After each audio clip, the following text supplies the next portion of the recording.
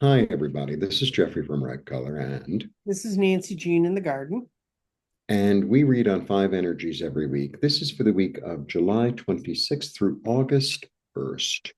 We read on five energies: body, mind, spirit, grounding, and clarity. I read five tarot cards. Nancy Jean reads five crystals in the garden. And let's see what's going on for the last week of July. Yeah, can you believe it's the last week of July? Whoa. I can believe it. I don't have much choice. You have to believe it. Mhm. All right. Body, this is really good. Mm-hmm. Um, body is in this body is allowing messages, allowing healing, allowing wholeness, allowing kindness. It's like I'm open. There's this openness in this. There's this I'm open to the changes. I'm open to the blessings. I'm open to the opportunities. I'm open to having interactions, perhaps with new people. Body. Mind is really got your thinking cap on straight. It's really clear. It's really stable. It's really empowering. Um, and it's also, I understand this is the energy of Mars. And the energy of Mars is I desire, and this is my plan toward obtaining what I desire. Mm-hmm. Mind, spirit, and I wouldn't be surprised if, like, I get a message or I get a brainstorm, or if something new comes in and I'm ready to act on it. Sometimes also this, like in the middle of an action, I get a new idea of like a new trajectory. And it's like, okay, I'm going to go with that. It's almost like sometimes it's just like a little intuitive hit, and because you're, blessed here, and you're the emperor this week, I would say, go with that. Body, mind, spirit. Mm-hmm. Grounding, because you're really balanced, you're really clear, you're illuminated. So we have both Mars and Venus here, which is really interesting. So it's like this union of the energy of Mars and Venus, which is the divine masculine, divine feminine, and it's clear. And even though he is, I always feel like he's got his thinking cap on straight, and so does she. So between the two of them, it's like, yeah, my heart is centered, my mind is centered, I'm moving forward, right? And then body, mind, spirit, grounding, clarity.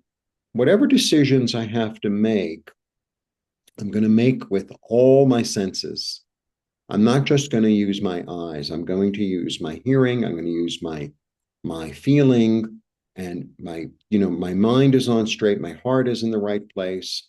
And even though maybe I can't see the outcome, I know I'm going to make the right decision. There's this energy of kind of self confidence. That's what it feels like. Huh, very nice. Very good. Okay, what I'm looking at is it's a lot of the stones are in the same place. The body keeps being here in air, which means you're continuing to move forward. You're gathering your thoughts, you're being very grounded, but it's also touching the water, which means it's boosting your sense of spirit, which is in water. Mm. And when spirit's in water, it's been telling you this transmutation is completed. So whatever this changes in you, it's so profound, it's taken a little while for it to sink in. Mm-hmm. And you're getting used to it. And there's some old fears from your past showing up. And part of the reason why you're kind of locked in this is because you're really having to break some old patterns from the past. You're learning from something you did in the past, but you're breaking the patterns that made it not work before. And that's what's going on in this case. And you're restating it and you're thinking about it for yourself. Clarification comes from dealing with these past issues. And once again, your clarity's growing out of earth.